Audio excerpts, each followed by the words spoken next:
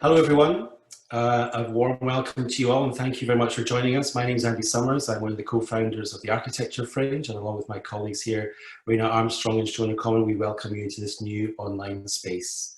Our event this afternoon is Post-Pandemic Cities, the very first in the Fortnight Fringe series. The Fortnight Fringe is a new series for us, running every 2 weeks throughout the summer and hopefully beyond, and is part of our work to develop year-round activity from the Architecture Fringe. The event is being recorded and we broadcast to YouTube. Questions and discussion are very important to us. If you'd like to ask a question for the discussion period in the second half, please use the chat function and send your questions to AFQ&A, where Raina will pick it up for our panel.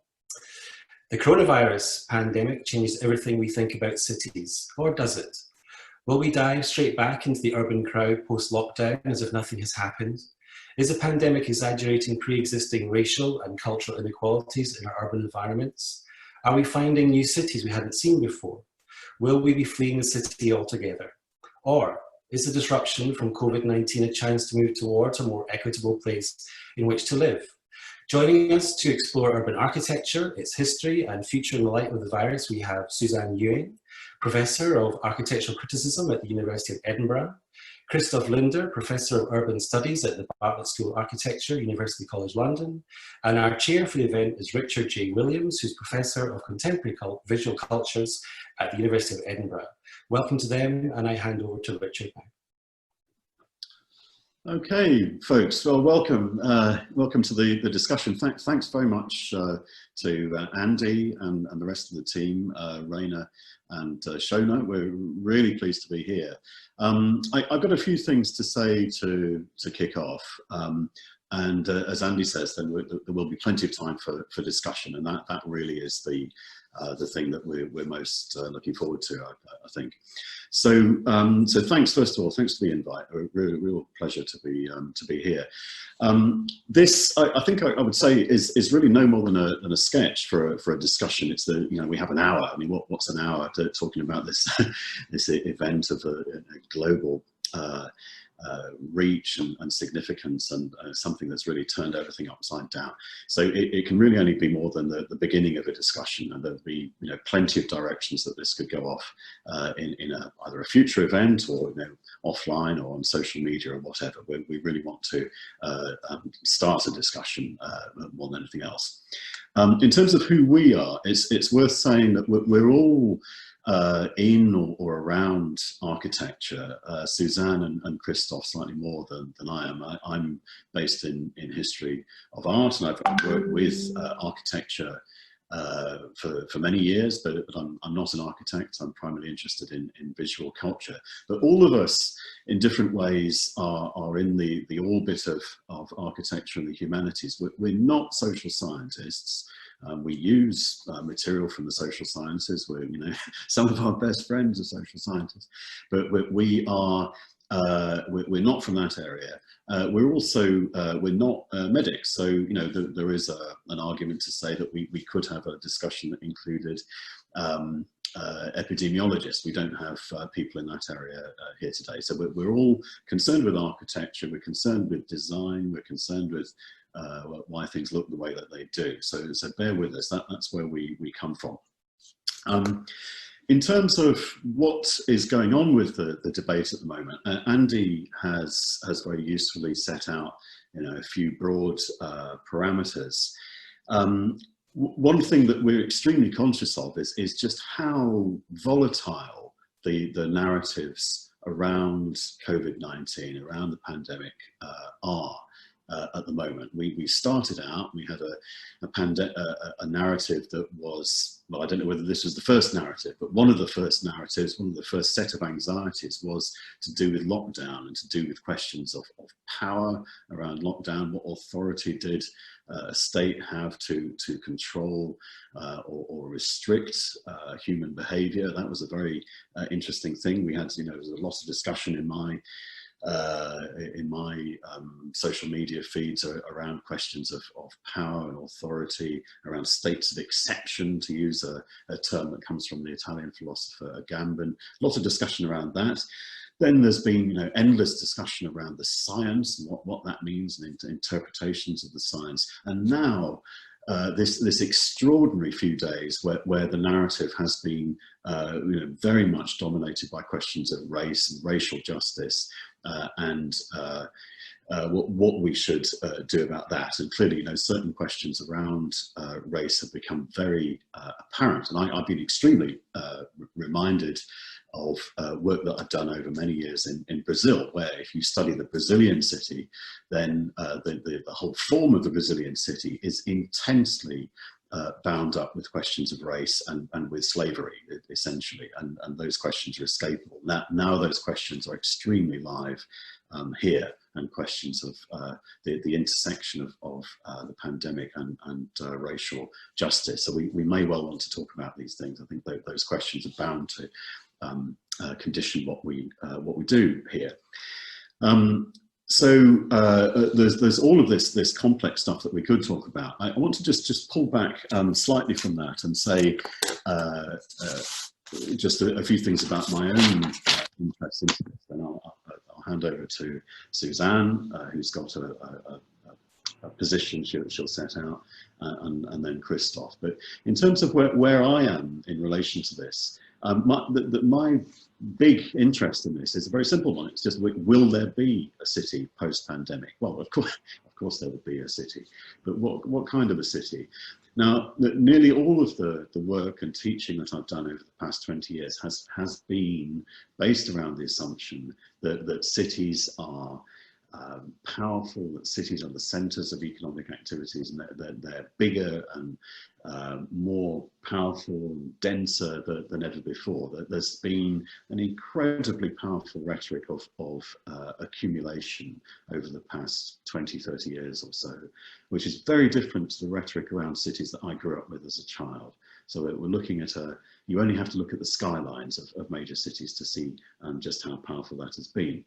And even in cities like Edinburgh, where two of us are today, where that rhetoric of skyline accumulation, as it were, is not so powerful. There's certainly been a lot of that around culture. So we have been intensely living this idea that culture is going to get bigger and denser. There's going to be more activity, and the image of the urban crowd has been incredibly important in all of that.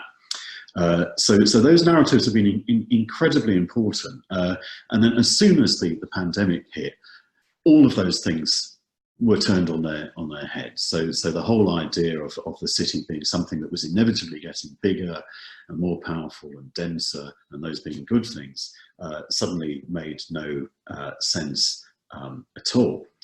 So what happens in a prosaic way? What happens to things like culture if you spend 20, 30 years making festivals bigger and richer and more powerful and all the rest of it? What happens to commercial property? What happens to retail? What happens to all of the things that make the centres of cities function? Will we want to just snap back into them? I don't know. I'm wondering increasingly whether we will be nervous and frightened by those things, whether we might want to retreat a little from the city, but whether we will want to perhaps revisit anti-urban ideas. And I'm increasingly thinking that we might want to revisit people like Melvin Webber, who was writing in the 1960s, imagining the city not as a place-based thing where everything is in one place, but the city is something that he called a non-place urban realm. And increasingly we're all functioning in a non-place urban realm, functioning through screens.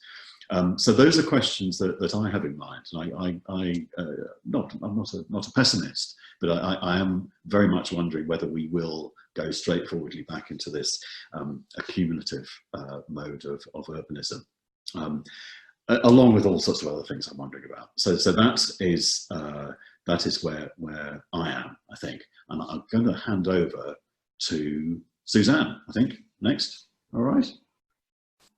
Thank you very much, Richard. I suppose I'm aware this is an extraordinary sense-making moment for all of us. And I suppose my position, if it's more than a sketch, is really trying to take some sort of pragmatic, realist line, which is where I come from, which is a kind of world of architecture of education, where the impetus to think about the consequences of what you do often override what it is you're studying. I do have a few images. I'm not sure if they're going to pop up in a second. I'm just going to talk over them a little bit, because I thought it would be helpful just to frame some of the questions or the position that I'm going to set out with these images. We can't talk about the post-pandemic city until we look at and understand our pandemic city. I don't think we can claim there is the or one pandemic city. My pandemic city was a very small one in Northern Europe. Here's Edinburgh. It's a World Heritage Site. There's a controversial Virgin Hotel development which spans the medieval Cowgate to an exquisite Victorian street. Archaeologists commented that the site held 1,000 years of history, and that's positive and negative. The photos taken from the Central Library, which is a gift from Andrew Carnegie. So there's a whole world of global philanthropy and paternalism running very deep. Next. However, perhaps all pandemic city experiences are characterized by three things. So there's three areas I wanted to sort of just introduce here. So stay-at-home urbanism as one that is collective to all of us. Outdoor urbanism is the next one. And next slide, safe dimension urbanism. So 2020 has exposed and is already recalibrating social, economic, and civic dynamics between work and home and health, food and transport, between neighbourhood retreat and reach, between indoors and outdoors, and of course to different degrees and different ways in different cities. Next. Cities are many cities. The landmass and critical infrastructures, sometimes called non-place, which Richard referred to, of most post-industrial European cities are their peripheries. I'm going to refer to David Madden in The Guardian last week, suggested we shift the question of what will cities be like to who and what are cities for. Next. So back to Northern UK and North Edinburgh. For me, I think we've got to talk optimistically. There's got to be some hope and some potential of pandemic urbanism. This one here, yeah, that's great. I think it lies in collectively moving towards the bigger aims of degrowth, to let go of the modernist colonialist meta-narrative. I mean, this is much bigger than as an aim, but it's a complete paradigm shift that's brewing already to do with climate change. This is the story and outworking of 500 Western years of extraction for capital. And of course, cities have been a prime engine and agent of capitalism. So these are remnants of other city gasworks, low land values, a redundant walled garden, which is slowly being adopted by community groups who turn out on rainy Tuesday and Sunday afternoons to mend and tend. We need to notice and draw attention to understanding other models, other ways and means of civic development beyond creaky planning instruments and their values. A paradigm shift from paternalistic 20th century models and from 21st century financialization of space and spatial products. Next.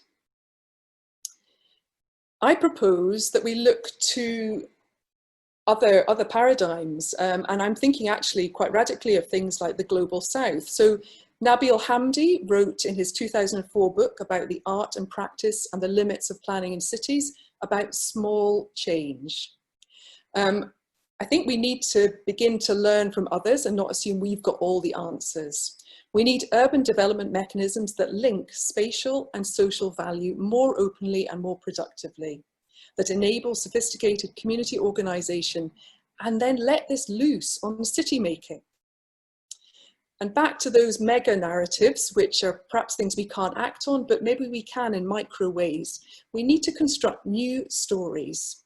And this is, I suppose, referring to Donna Haraway's work, Storytelling for Earthly Survival, where she talks about the arts of living on a damaged planet. What does that mean? What does that mean when we're really thinking about cities for the here and now?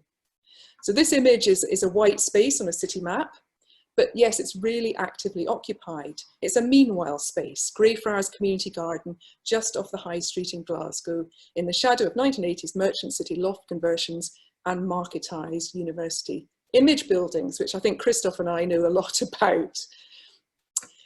So, and under all this is a critical question for pandemic urbanism. Who has the voice and power in making the city and in making homes? Who has access to the land?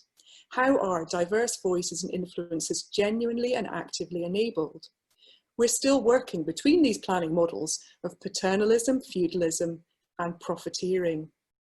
We know that cities have been sites of visible and complicit exclusion or segregation. Cities have been erased. Think of Seneca Village under Central Park, New York. Cities can memorialize if they want to and what they choose, as we know very well from the scenes we've seen around the world. And in Bristol, where we've had lots of images coming before us in the last few days, I've actually been really struck. The voice of Vanessa Kisuule, who's the Bristol city poet, has written an amazing poem, which I'd really encourage you read the whole thing, about the toppling of Colston's statue. One line says, and I quote, you who perfected the ratio, blood to sugar to money to bricks. It is emotive, but we are dealing with humans and all their dimensions. So my last slide. Cities are still materializations of financial instruments, generators of wealth for a few. This is Edinburgh's biggest development project in 2020, and it's already pre-pandemic. It's way out of date, and there's lots of questions that will apply to that. So I'd like to finish this few minutes with possibly a call to focus on what we might be able to do as architects, academics, educators, but others with more power and influence in different ways. If pandemic urbanism is staying at home urbanism, we need to design homes and neighbourhoods that matter and that are better. If pandemic urbanism is outdoor urbanism, we need to really work at well-designed building thresholds, connections with individual and shared open space. If pandemic urbanism is safe distance urbanism, then physical dimensions need to be considered for all ages, mobilities, and for flexibility and change. Perhaps pandemic urbanism could be this moment a catalyst for degrowth, for the cultivation of new arts of practice, and I mean urban practice in terms of cities and planning and all the power, etc., which pursues the arts of living on a damaged planet, to quote Haraway. And I'll pause there. Great, thanks Suzanne. Loads of stuff to look at, and we might well come back to some of those images. In fact, I do want to come back to some of those images. Let's have Christoph, and then we'll have some discussion about the three. Okay, thank you, Richard. Thank you to Architecture Fringe for inviting us to get together for this conversation. Really important topic in which we all have a stake. And I found Richard's questions really incisive, Suzanne's comments and ideas really compelling. And I'm kind of wondering, what do I have to contribute to this conversation? And there's a couple of comments that I would like to share, mainly with the hope of spurring some debate, some conversation, not really answering questions, but maybe just sharing a few provocations. I mean, the first thing I would say, just based on the experience we're all having, is we really should not underestimate the degree to which this pandemic is forcing all of us to rediscover our relationship with space. And of course, in disciplines like architecture, that's always at the very core of what happens. But now it's really the entire world rediscovering acutely, explicitly, viscerally, their relationship with space. And in the process, something that we've all seen, and in a way we knew already, but has been made newly visible and painfully visible, are the inequalities that exist in our world and the ways in which precarity exists all around the globe and all the different forms that that takes. So like any pandemic, what we've been seeing around the world is both an exacerbation of and the production of new forms of inequality. And the reason I mention that is alongside all of this, we've also, through the experience of lockdown, which is kind of unrolling in different ways in different countries at different speeds, we've also, I think, rediscovered a relationship to home, or to the structure we might call a house. And for some people, obviously, it's been a place of safety, a place of family, of refuge. I've even heard people talk of lockdown as an experience of relaxation and de-stressing. But I think for many more people, home is not a place of safety. For many more people, home is a very difficult space in which to be confined, not only because of the way it cuts us off from society, from income, from jobs, from education, from healthcare, and so on, but also because the quality of that space, the nature of that space, and who we may be sharing it with is not designed for 24/7 domestic living. And of course, we're seeing a lot of research and accounts about the ways in which domestic lockdown are unequally affecting people. In the academic space, for instance, there's a lot of evidence emerging that women are now submitting articles to journals at a far lower rate than men since the lockdown began. Partly, it is assumed, reflecting the domestic caring conditions which are happening in many homes. So I guess I just want to highlight, how important housing is. It's always been important, and it's the urgency of figuring out better, more equitable solutions to housing globally has never been more urgent. A couple of other comments, and then we really should open this up to questions and discussions.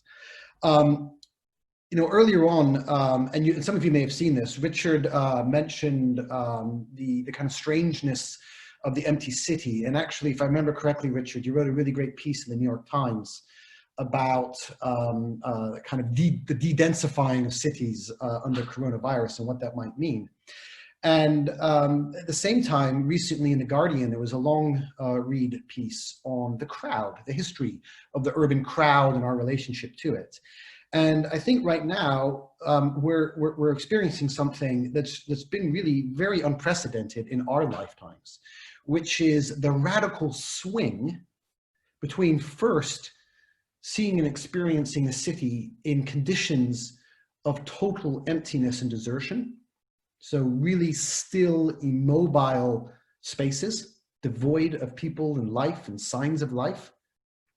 And then very rapidly flipping to urban public spaces being newly filled with crowds.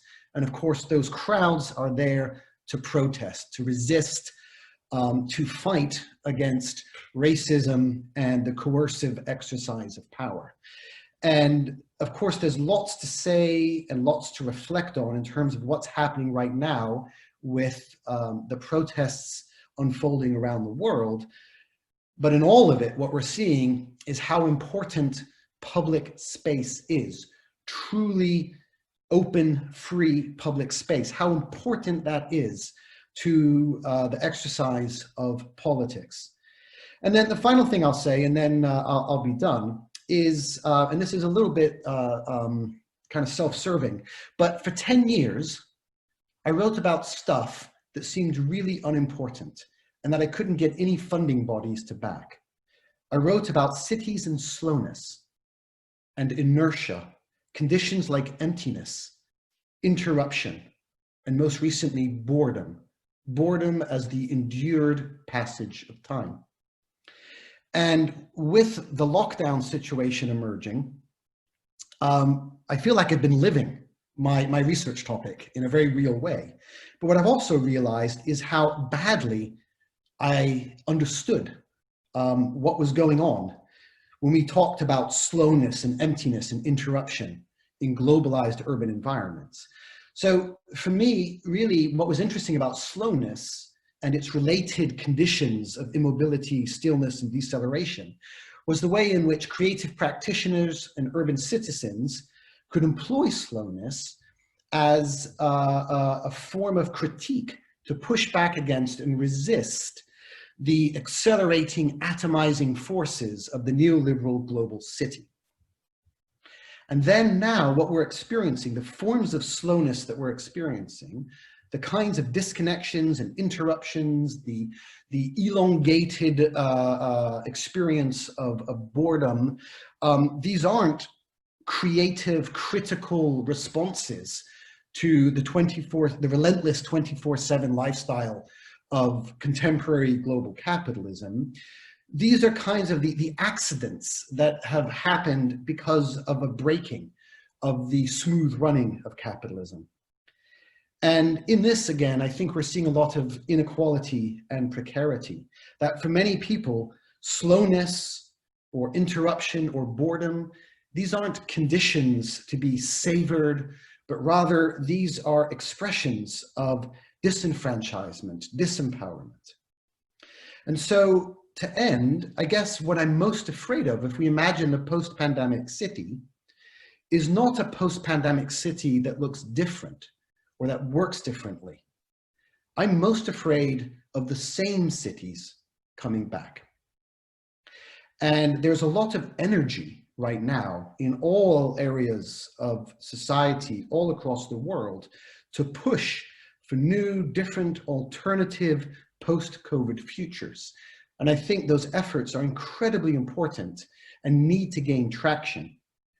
But at the same time, I do think we're starting to see a snapping back, a kind of brutal return to the everyday neoliberal urbanism that in some ways produced this pandemic in the first place. So I'll stop there, and hopefully between what I've shared and what Suzanne has said and what Richard has said, there'll be lots of questions and we can take forward the discussion. Thank you. Yeah, thanks. Well, I'm going to suggest that if we just, let's have a few minutes, just the three of us reviewing some of these things. And it might be a good idea to just put your mic on, actually. It's just the three of us if we leave the microphones on. Yeah, but slowness, boredom, interruption, all of that stuff.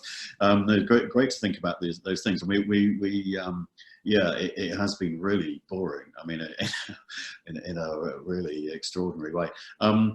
Just thinking about that stuff, Suzanne, the images of all your images, apart from one, I think were of the north side of Edinburgh. These kind of empty, sort of unreconstructed spaces. This kind of slightly sort of terrain vague of the north of Edinburgh. And I know it so well. I mean, it's interesting. Yeah. I mean, it's interesting you put those images up rather than images of the centre of the city, Edinburgh or any other city. So is the future, has what you've learned over the past few weeks, is it to do with those spaces? Is that the future of the city?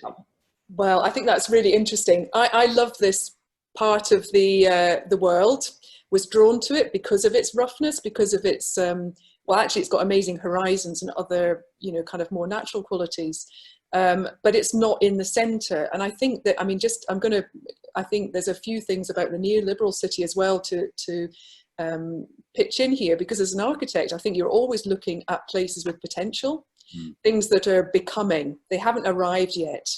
And actually, I'm not bored by them. I find, there's always change, there's always something happening, there's always something a bit out of control. And for me, those are exciting places, not just being an architect, but just being someone who lives around, because you can then add to and make them and do something with them. You're not being controlled by the rules of the, the privatized precinct, or the kind of hordes of tourists in the city centre in Edinburgh in our case. But I think there is something more sinister in that, which is a bit of word of caution, and not to romanticise that, because these are also spaces that the neoliberal city sees as spaces of potential. And we know that architecture is used as a significant tool to invent value for the future. And I think that's been under-looked at. I'm also editor of a journal, Architecture and Culture, and one of our issues a few years ago looked at architecture and capital, and I think some of the most interesting work there was thinking about how architecture is utilised in all these dynamics of financialisation to project value for the future development that might take place, and therefore it actually is, is obviously participating in that. And we know that this part of the city, there's also, I didn't show you the bits of development that's already at the edge of those images. It's very much about the closer scale.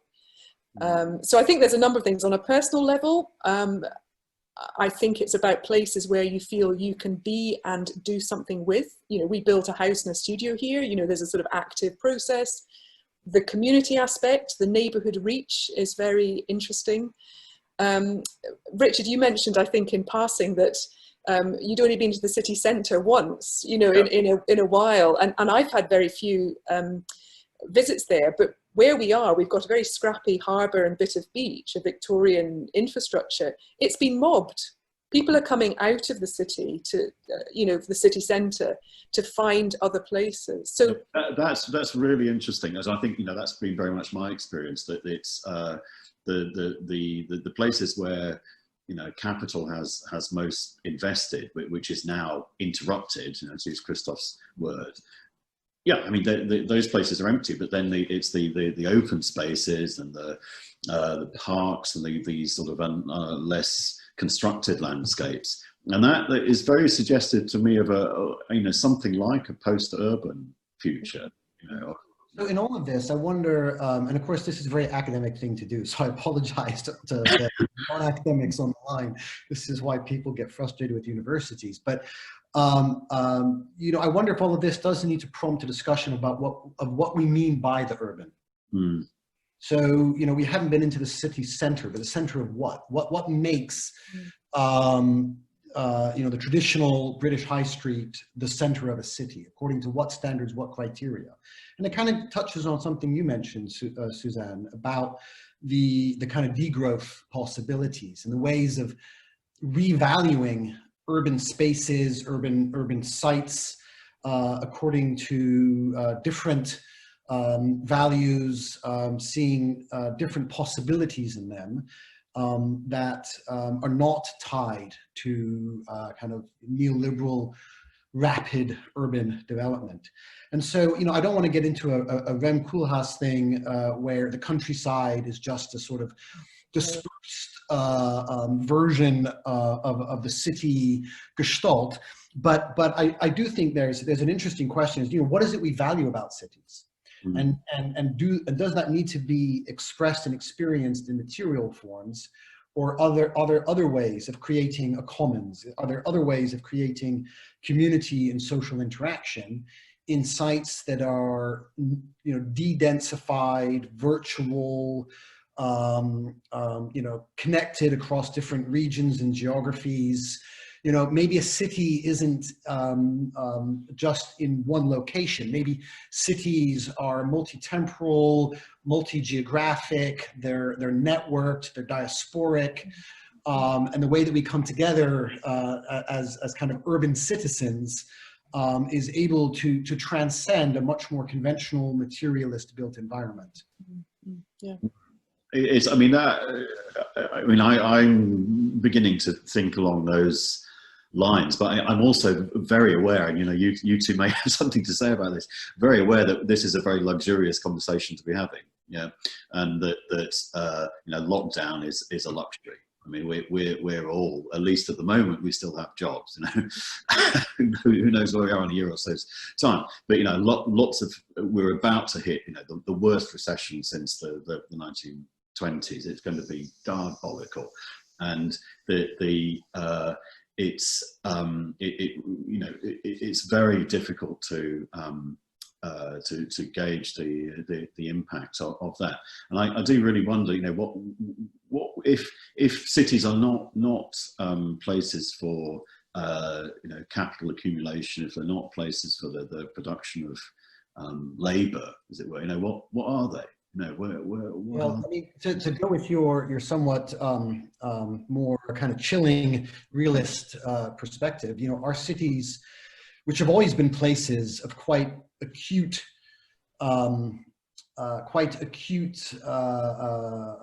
division between rich and poor, are we about to see a whole era in which cities are just sites of extreme poverty? How bad will the recessions in the plural be around the world, and how will they affect people's lives and the kind of environments in which they live?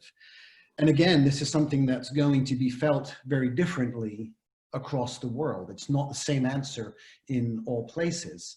So I think there's a lot to be very, very worried about in terms of what's going to happen in the very short term to so much of the world's population that has been so violently severed from prosperity. Yeah, it's a very, very troubling, I think. I mean, Suzanne, do you want to come in? Well, I was just going to say, I think that there's something about scales and ratios that, we're thinking about cities, but there's other words that we can think about how we actually experience them, like neighborhoods, quarters, and then you can actually transpose that to things like villages, towns, older models of thinking about different groups of people living together. And I think if we want to be, we're going to have to be inventive, we're going to have to be creative. But I think the other thing that's quite significantly come out of all the anxiety and all the sort of back to the wall world we've been in has been this idea of care. And who do we care for? I mean, our immediate families are the people we're responsible for, but also that sense of actually we do need to pay attention to who our neighbours are and if they have needs. These are the big gaps in the neoliberal city where you're either at the mercy of you're sort of served by wealth generation, or you're serving it, and there's nothing in between in a way. And I think somehow on a human level, we've got to manage to extend our responsibilities. And I think this is, I mean, I'm sort of rambling a bit, but the nature of the public, I think, is a really key question. I mean, you both touched on it in different ways. Richard, the sort of the gathering space, and Christoph sort of, showing that that's a space of protest. The public, what can happen in a big place is actually the acting out of democracy, or of some power, some collective power in some way. And I think there's a really interesting making things more visible that have been very invisible. So our older generation have been very invisible. Often the very young are invisible, the poor are invisible. And, how do we bring them into view? For me, it's a really big challenge. Really, some fantastic comments, and it really gives so much to think about. It's interesting in the UK and a number of other Western countries how the key workers came into being, right? So in this time of crisis, who was essential to society? Who do we rely on and need? And of course, doctors and nurses and the whole medical side is very obvious. But suddenly, people working in grocery stores, delivery drivers, garbage collection, all of these kinds of community services that have not been super visible became really vital. And I thought, it's really interesting how that happened. And I guess for me, the question is, well, what comes next?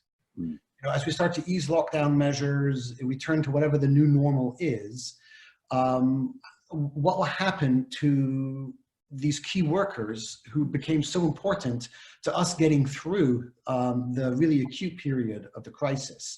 How will they be valued, remain visible, and so on. And I think that connects a little bit to the sense of neighborhood, of seeing and recognizing those around us.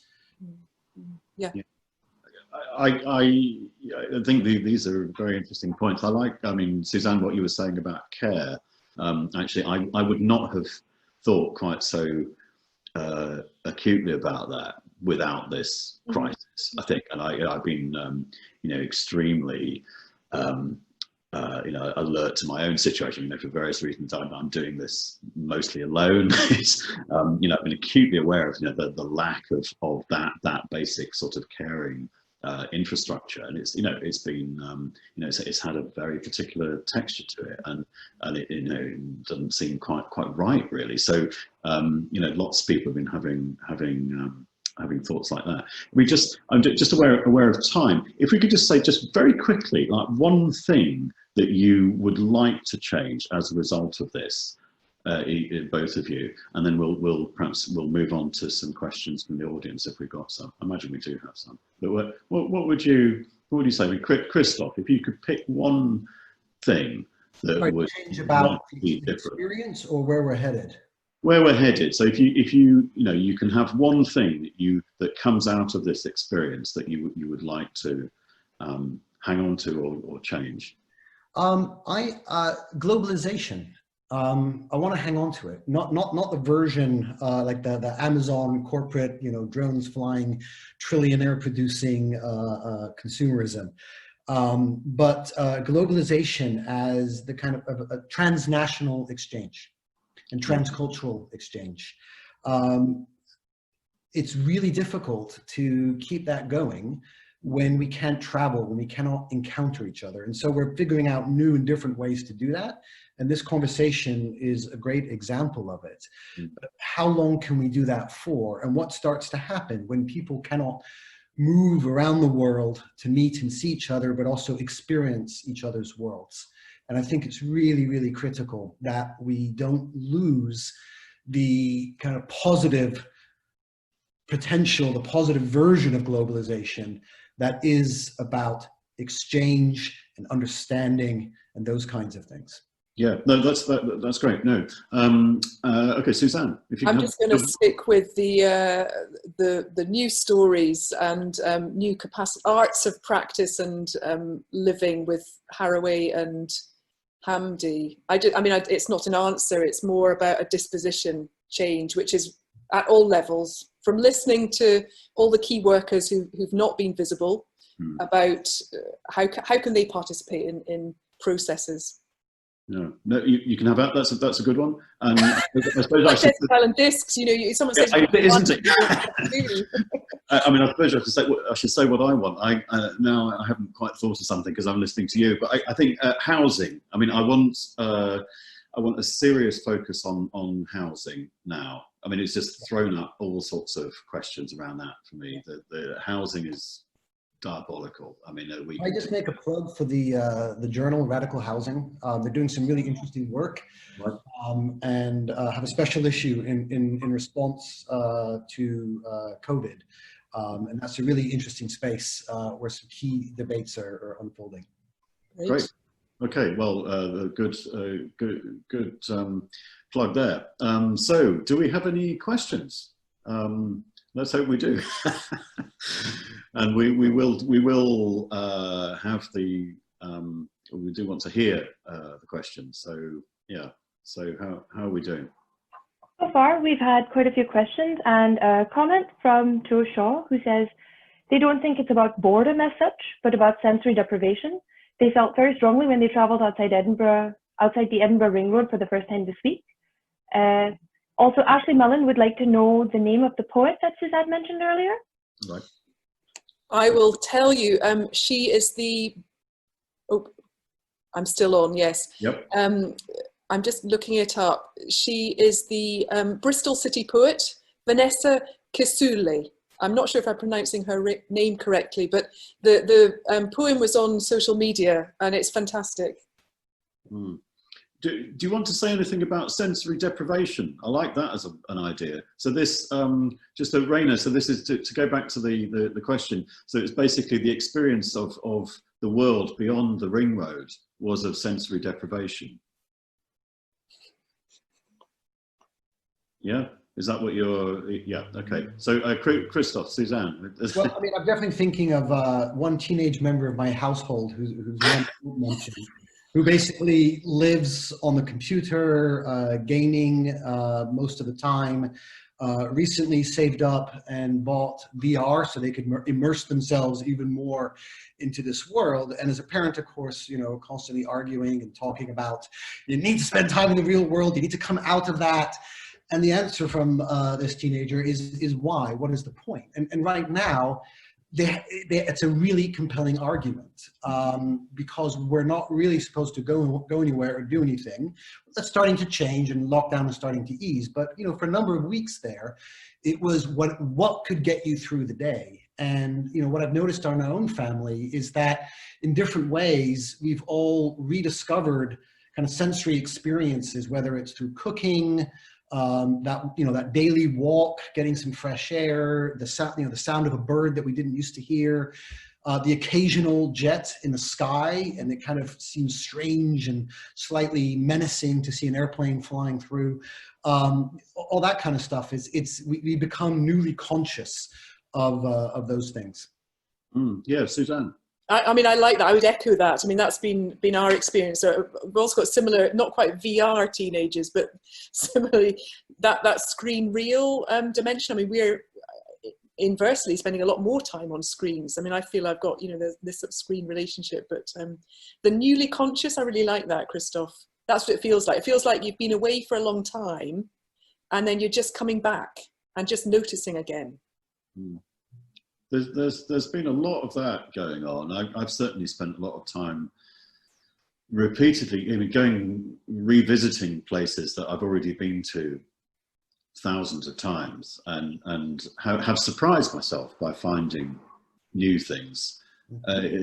Sometimes still coming away quite bored, but but you know, the experience actually hasn't been sensory deprivation. It's been of becoming more attuned to different kinds of senses, but it has been extremely weird, I have to say. Yeah, I've also experienced something, it's not as good as phrase as sensory deprivation, but something I might call, I don't know, something like memory terrorism, where yes, Facebook and other things telling me about people I used to spend time with and places where I've been, and all kinds of experiences that are no longer available. And I remember, Richard, early on in the pandemic, you tweeted something about, you know, how are newspapers still writing restaurant reviews, you know, and isn't that a form of science fiction? And that really stuck with me. Right. Okay. You know, the memory thing, this is slightly off topic. I know a lot of people in the kind of clinical psychotherapy area, and they I mean, I've had quite a number of conversations along those lines. This has been a very marked thing, this memory terrorism, as you put it, Chris. Bad phrase, there's probably a better phrase that can be suggested. Extraordinary kind of attacks of nostalgia and sort of revisiting things which have maybe happened, you know, many years in the past and suddenly come back as sort of real. I mean, that's been an incredibly widespread thing to happen. I mean, yeah, weird. And somehow, you know, I'm sure that's going to have some connection with the way we think about the built environments and cities and so on. Should we see if there are any more questions from the floor? We have a question here from Alona Martinez Perez. Yes. Alona, yes. Hi.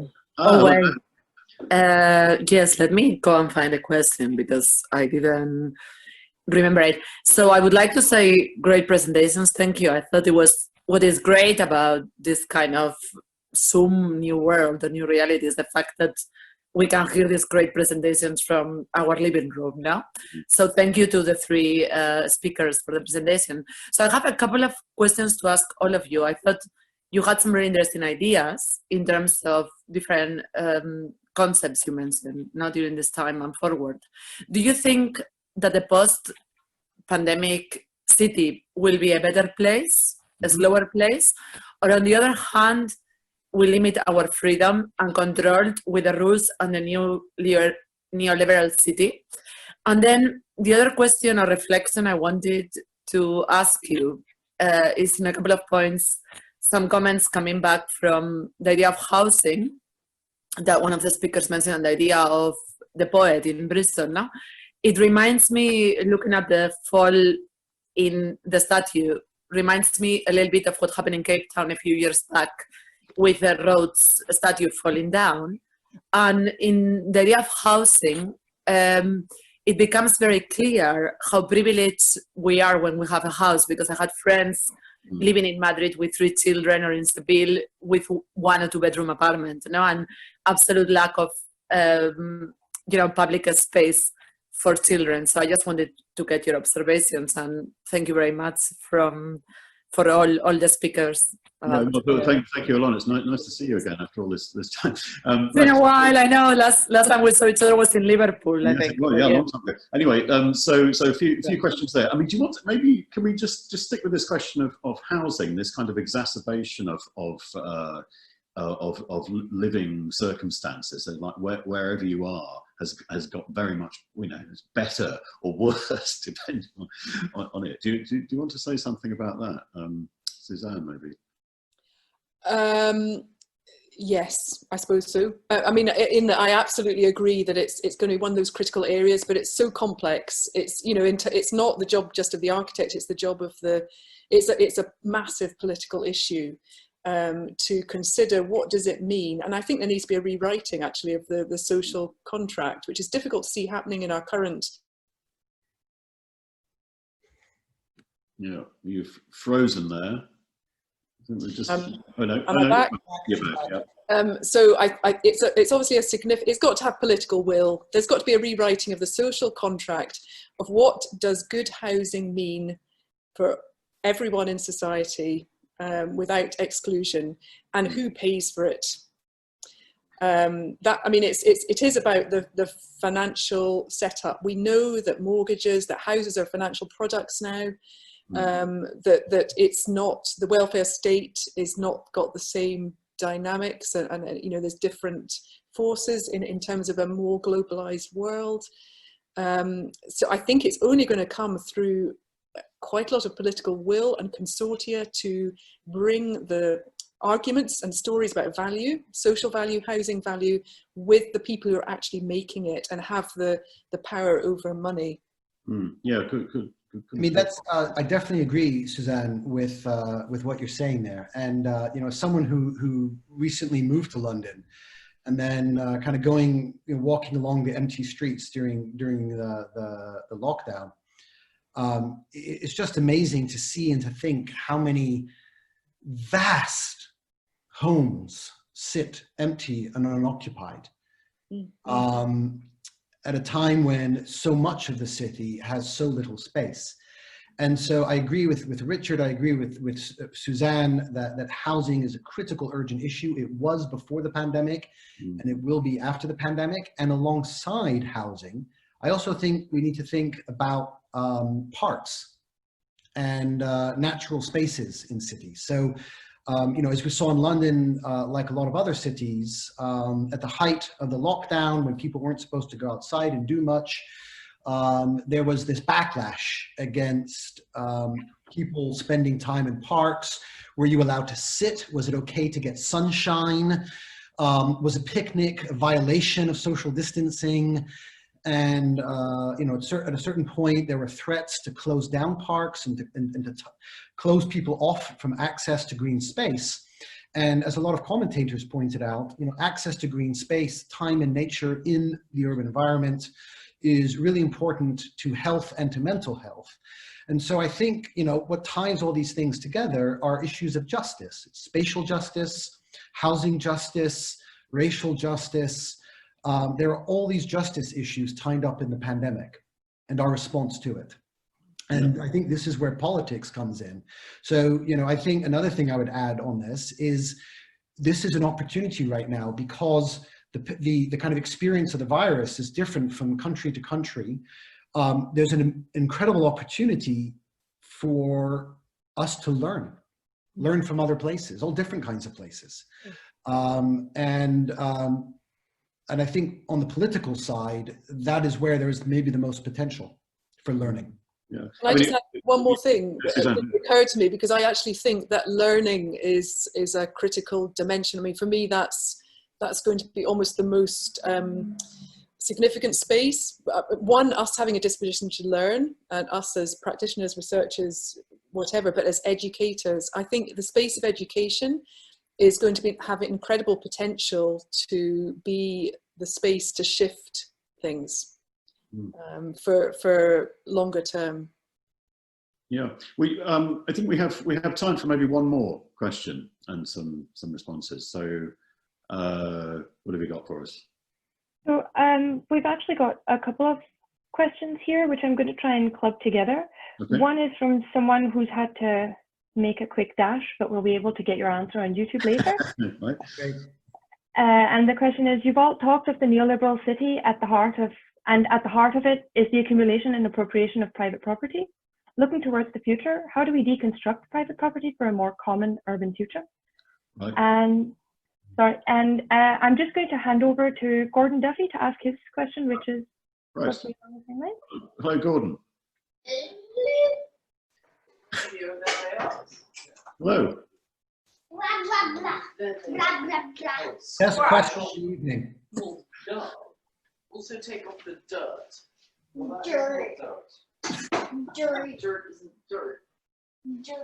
This is not quite forming into a question. Should we, no. I'll tell you what. Should we deal with? We maybe come back to Gordon in a second. Should we deal with this? Sure. Let's deal with that first question first. So I mean, Christoph, the question was basically, how do we deal with the neoliberal city? Can we do anything with that? So is there an alternative to that? That's a large question. Has to say. Yeah. So so many scholars have worked on this, and there are different models to approaching real estate and privatization of property and so on. I don't know that there's a way out of this, though, is my honest answer. I think our entire global economic system is so rooted in and dependent upon private property and the accumulation of wealth through property, that the alternative, a real alternative, would be so radical and disruptive that would involve really remaking society in its entirety. Now, I think many of us might well be up for that in some form, but I think that idea, which is great to ask and to explore, is hugely radical, and I don't think we, and by this I mean kind of Western post-industrial society, is at all ready for it. Yeah, Suzanne. I mean, I'm not sure if I can add more to that, except I'd like to think there are alternatives that we can't quite see yet. There are people who are beginning to, trying to make that more visible, but the only answer I'd say is together. Something has to happen beyond normal silos.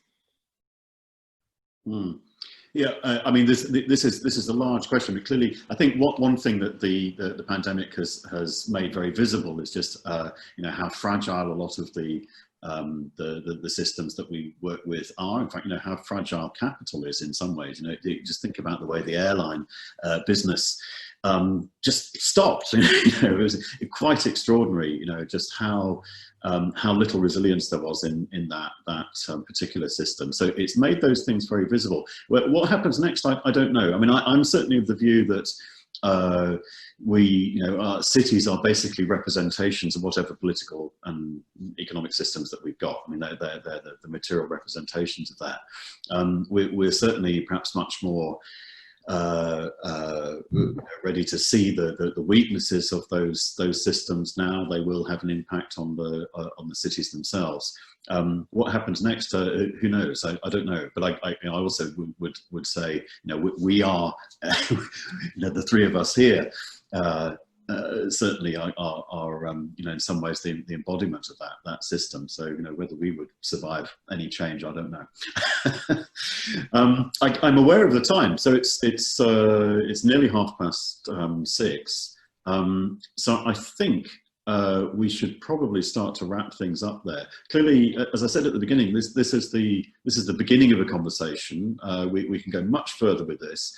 I think there are all sorts of questions around power and authority and the kind of restrictions that people have been asked to live under, which we will need to return to again, in some context. I think that the extraordinary image that Alona just brought up of what life was like in Madrid is something that we ought to return to. These are extraordinary restrictions that people have had to deal with. So it's a conversation well worth having again. Let's see how the surrounding narratives around inequality develop over the next little while. Let's have another conversation about that. But I'd just like to thank the other speakers, Christoph Lindner, Suzanne Ewing, all of the organisers of this. So Raina, Shona and Andy did a lovely job. And I'll hand back to Andy, I think, for a final word. Thank you, Richard. Thank you, everybody. I think for myself, anyway, just realizing that justice and equality are really intersectional, and I think to change things for the wider common good, we'll really have to properly work with other people to improve things. That was the first of our Fortnight Fringe events. Thank you so much to everybody for joining us. We'll be back in 2 weeks with award-winning photographer Chris Leslie. Chris will take us on a 24-year visual journey from the former Yugoslavia of 1996 to early 21st century Scotland, exploring how the urban environment is shaped by violence, from war to urban reorganisation. Tickets for that will go on sale tomorrow. But we wish you a very good evening and thank you very much for joining us.